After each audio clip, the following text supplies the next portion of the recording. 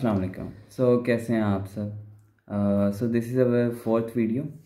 हमने कुछ videos upload की हैं on the study in Finland के टॉपिक के ऊपर कि किस तरह से आप मास्टर्स या बैचलर्स के लिए अप्लाई कर सकते हैं और आपको क्या क्या प्रोसेस होगा। अब जब स्टूडेंट स्टडी के लिए अप्लाई करते हैं उनके दो तरह के स्टूडेंट्स होते हैं। कुछ होते हैं जो कि अनमेरिड होते हैं और कुछ स्टूडेंट्स होते हैं जो कि मैरिड होते हैं। और पाकिस्तान में ज़्यादातर कुछ फैमिलीज़ जो कि बाहर मूव भी करना चाह रही होती हैं, उनका मेन पर्पज़ यही होता है कि वो फैमिली के साथ मूव करें। तो आज की वीडियो स्पेसिफिकली इसी टॉपिक के ऊपर है कि अगर हमने फैमिली के साथ मूव करना है to Finland by applying through study visa, तो उसका क्या प्रोसेस होगा। Today we have brought a guest with us. We have Mohammad Ahmed with us. इन्होंने अपने मास्टर्स के लिए अप्लाई किया था and he got the admission, और ये अपनी फैमिली के साथ सेम टाइम पे फिनलैंड मूव कर गए। फिनलैंड की अच्छी बात यह है कि the good thing about Finland is कि अगर आपका फॉर एग्जांपल अगर आप मेन एप्लीकेंट हैं और आपका एडमिशन हो जाता है, so the thing is you can apply for your family members at the same time, और सेम टाइम पे जब आपका वीज़ा आएगा, वीज़े का डिसीजन आएगा, उसी टाइम पे आपके बाकी फैमिली मेम्बर्स का भी डिसीजन आ जाएगा। तो अहमद साहब अपना इंट्रोडक्शन करवा दें और हम स्टेप बाय स्टेप लेके चलते हैं कि किस तरह से क्या क्या प्रोसेस है कि स्टडी का एप्लीकेंट किस किस तरह से अपना सारा प्रोसेस कर सकता है। जी अस्सलाम वालेकुम। मेरा नाम मोहम्मद अहमद है और मेरा एडमिशन जो है वो यूनिवर्सिटी ऑफ ओलू में हुआ है और हमारा प्रोग्राम है सस्टेनेबल एंड ऑटोनमस सिस्टम्स। मैं और हुज़ैफ़ा जो है वो क्लास फेलो ही हैं और यहाँ पे मैं फैमिली के साथ रह रहा हूँ with my wife and 2 kids. सही हो गया। चलें जी अहमद साहब, तो सबसे पहला स्टेप क्या था आपके प्रोसेस का, यानी कि फॉर एग्जांपल आपको एडमिशन मिल गया, यहाँ तक हम अपने व्यूअर्स के साथ डिटेल्स शेयर कर चुके हैं। आपको एडमिशन मिल गया, देन आपने अपना एडमिशन की ऑफ़र एक्सेप्ट कर ली, देन आपने अपनी फ़ीस सबमिट करवा दी, क्योंकि ये चीज़ें तो सेम होंगी बेशक बंदा स्टडी के लिए अप्लाई कर रहा है या अगर वो फैमिली के साथ मूव कर रहा है। जो नेक्स्ट चीज़ें हैं वो डिफरेंट होगी। तो आप सबसे पहले तो अपना अपॉइंटमेंट का बताएं कि जब आपने फैमिली के साथ अप्लाई करना है तो आपने अपॉइंटमेंट VFS की किस तरह से बुक करनी है। ठीक है, जब मेरा एडमिशन हो गया मैंने फ़ीस जो थी उनकी पे कर दी, तो नेक्स्ट स्टेप है कि अब जो है वो वीज़े के लिए अप्लाई करना है। ठीक है, वीज़े के लिए उनकी सेम वेबसाइट है इंटरफिनलैंड, ठीक है .fi। उस पर जाके जब आप अप्लाई करना स्टार्ट करते हैं तो वहाँ पे ही वो आपको पूछ लेते हैं कि आप अकेले जा रहे हैं या आप जो है वो फैमिली के साथ जा रहे हैं। तो अगर आप अकेले जा रहे हैं तो आप वहाँ मेंशन कर देंगे, अगर फैमिली के साथ जा रहे हैं तो वहाँ आपने बता देना होता है कि मैं फैमिली के साथ जा रहा हूँ और मेरे साथ मेरी वाइफ और बच्चे हैं, तो उनका भी मेंशन करना होता है। तो इस तरह से आप एक अपना एप्लीकेशन फ़िल करते हैं और जब आप एप्लीकेशन फ़िल कर लेते हैं तो आपको एक फ़ैमिली नंबर मिल जाता है। ठीक है, वो फैमिली नंबर आपकी जब वाइफ सेम वेबसाइट पे अपना अकाउंट बनाती हैं तो वो फैमिली नंबर जो है वो उधर अपने मेंशन कर देती हैं, तो वो आपकी दोनों की जो प्रोफाइल है वो लिंक हो जाती हैं। ठीक है, और फिर उसके बाद आपने वाइफ की जो प्रोफाइल है उसमें वाइफ ने अपना और अपने बच्चों की डिटेल्स जो है वो ऐड करनी होती है। ठीक है, और उसके बाद जब आपकी प्रोफाइल कंप्लीट होगी, आपकी वाइफ की फ़ाइल कंप्लीट होगी, आपने फ़ीस अगर ऑनलाइन पे करनी है तो वो भी गुड है, अगर ऑनलाइन नहीं करनी जाके VFS ग्लोबल में करनी है तो वो भी बेस्ट ऑप्शन है। ठीक है, तो फिर आपने इधर से अपना कर देना है और फिर उसके बाद जो नेक्स्ट स्टेप है वो फिर VFS ग्लोबल का है अपॉइंटमेंट का। इसमें जो है वो एक ही एप्लीकेशन या एक ही ईमेल पे जो है वो आप अपनी वाइफ का और बच्चों की जो है वो अपॉइंटमेंट ले सकते हैं। ठीक है, अच्छा, अपॉइंटमेंट टाइप कौन सी सिलेक्ट करनी है। अपॉइंटमेंट टाइप में जो है वो वहाँ पे फैमिली टाइज रीयूनिफिकेशन, हाँ रीयूनिफिकेशन जो है वो इस फैमिली रीयूनिफिकेशन आई थिंक ये बाद में यूज़ होती है अगर आप यहाँ पे आ गए हों। ठीक है, अगर आप अपने साथ ही लेके आ रहे हैं तो एग्जैक्टली मुझे याद नहीं है, लेकिन देख के जो है वो मेंशन कर देंगे। चलें हम डिस्क्रिप्शन में इसका लिंक बता देंगे वो कौन सी टाइप है। उसमें यही होता है कि आप जो है वो जब आप स्टडी वीज़े के लिए अपनी अपॉइंटमेंट बुक करते हैं तो वो सिंपल एज अ स्टूडेंट वाली ही होती है, ठीक है।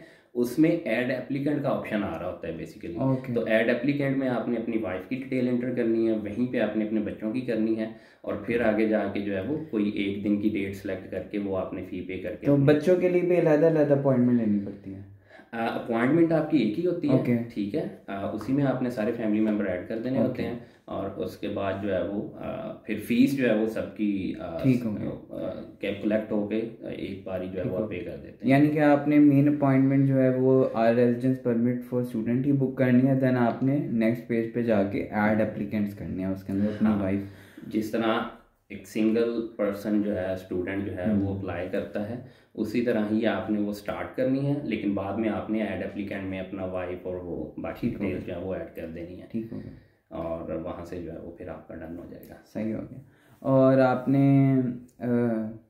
एंटर इन फिनलैंड का बताया था, तो अब आप इस पे एंटर इन फिनलैंड पे जो जो डॉक्यूमेंट्स लगने हैं फैमिली टाइज को प्रूव करने के लिए कि आपकी वाइफ हैं या आपके बच्चे हैं, उन डॉक्यूमेंट्स के बारे में बताएं, और उनके लिए कौन कौन सी अटेस्टेशंस चाहिए उनके बारे में थोड़ा बताएं। ठीक है। जो फैमिली के रिलेटेड डॉक्यूमेंट्स चाहिए होते हैं वो सबसे पहले तो आपका मैरिज सर्टिफिकेट होता है, ठीक है। आपका मैरिज सर्टिफिकेट होगा, आपकी वाइफ का जो आईडी कार्ड है और जो पासपोर्ट है वो आपके नेम पे होना चाहिए, ठीक है। तो वो आपके नेम पे हो जाएंगे। अगर आपके बच्चे भी हैं तो उनका बे फॉर्म भी जो है वो रिक्वायर्ड होगा, ठीक है। तो ये बेसिकली 3-4 डॉक्यूमेंट्स हैं जो कि आपको रिक्वायर होते हैं। और हाँ, नादरा से आपने FRC भी निकलवानी है अपनी डिटेल्स पे, जिसमें आपकी वाइफ और आपके बच्चों का डाटा आ जाएगा, ठीक है। और इन सब को जो है वो आपने एक तो जो रेलिवेंट इदारा है उससे अटेस्टेशन हो जानी है, मोफा से, हाँ ठीक है, मोफा से भी हो जानी है, और जो आपको देगा वहाँ से भी आप एक स्टैंप लगवा सकते हैं, ठीक है, फॉर वेरिफिकेशन। लेकिन अगर ज़रूरत नहीं है तो मोफा की जो है वो चल जाएगी। आप ये सारे डॉक्यूमेंट्स लेके मोफा ऑफिस चले जाएं और वहाँ पे जो है वो इनको टेस्ट करवा लें, और फिर सेम डॉक्यूमेंट्स जो है वो इनको स्कैन करके अपनी इंटर फिनलैंड वाली एप्लीकेशन पे जो है वो अपलोड कर दें वहाँ पे। तो इससे जो है वो आपकी फैमिली की जो है वो हो जाती है वेरिफिकेशन के ये सारे। ठीक हो गया। फैमिली के डॉक्यूमेंट्स तो हो गए, बाकी जो स्टूडेंट के एप्लीकेशन है, जो मेन एप्लीकेंट के जितने भी डॉक्यूमेंट्स हैं उसका तो हम पहले ही वीडियो में बता चुके हैं। तो अगर उसके बारे में आपको इन्फॉर्मेशन चाहिए तो आप वीडियो फर्स्ट व्लॉग जाके देखें। ओके, देन ओवरऑल प्रोसेस पे हमें सब खर्चे के बारे में थोड़ा बताएं। खर्चा इसमें जो स्टूडेंट का है वो फीस आई थिंक 470 है, कितनी है, या 370 आई थिंक स्टूडेंट की है, और 470 जो है स्पाउस की है, और 240 जो है वो बच्चों की होती है, ठीक है। आपके एक बच्चा है, 2 बच्चे हैं, तो उसके हिसाब से जो है वो 240 के हिसाब से जो है वो टोटल होगी। और इसमें जो है इसी तरह BFS की है, वहाँ पे प्राइस सेम है। अगर एक जो है बच्चा है, आप मेन एप्लीकेंट है, वाइफ है, तो सबकी अगर वो 30,000 चार्ज कर रहे हैं या 100 यूरो या दरहम जितना भी है, तो वो उतने हिसाब से उसको मल्टीप्लाई करके आपकी जो है वो टोटल फी बन जाएगी। ठीक हो गया। और जो बैंक स्टेटमेंट है वो तो स्टूडेंट के तो वो सारे वो फीस वाले तो खर्चे होंगे, फिर जो बैंक स्टेटमेंट है उसके बारे में। हाँ, बैंक स्टेटमेंट के लिए जो है वो आप स्टूडेंट जो है वो 6800 यूरोस ऑलमोस्ट फिनलैंड के लिए जो है वो शो करवाते हैं, और जो स्पाउस है उसके लिए 8400 यूरोस, ठीक है, स्पाउस के लिए है। और उसके बाद अगर आपका फर्स्ट बेबी है तो उसके लिए जो है वो आई थिंक 6400 यूरोस, और अगर सेकंड बेबी है तो उसके लिए 4800 यूरोस, थर्ड है तो ये अमाउंट कम होती जाती है, 24 हो जाएगी, और इस तरह ये 1200 यूरो। और फिर उसके बाद भी अगर बच्चे हैं तो वो फिर उनके लिए कोई चार्जेस नहीं होते शो करवाने के लिए। तो हमारे केस में हमने टोटल जो है वो वाइफ ने और 2 बच्चों की जो है वो टोटल 21 या 22,000 यूरो जो है वो हमने शो करवाया था, और मैंने अपनी 7,000 यूरो अलग से शो करवाई थी अपने अकाउंट में।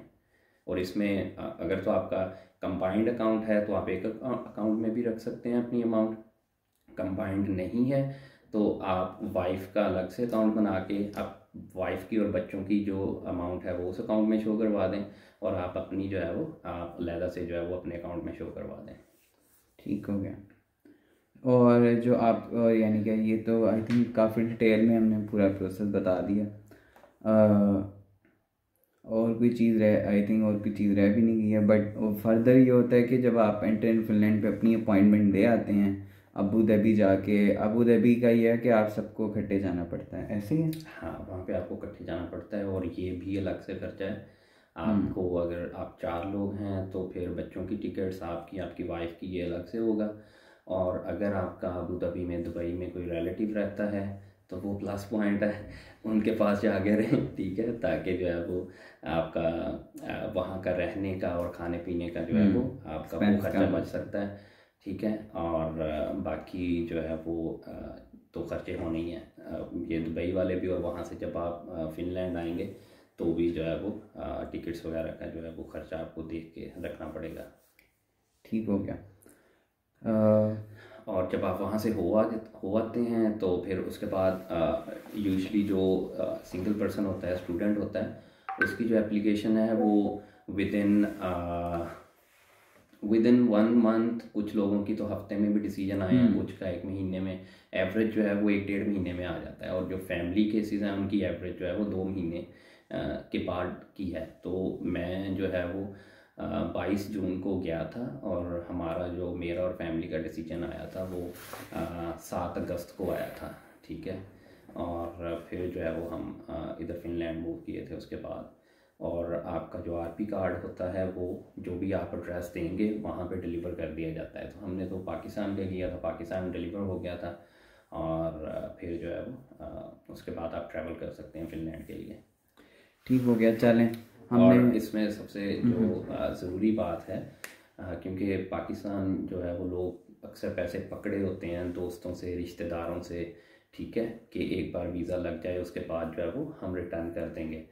तो अगर आपने फिनलैंड आना है तो जब तक आपकी इमिग्रेशन क्लियर नहीं हो जाती आपने पैसे अपने अकाउंट में रखने हैं, ठीक है।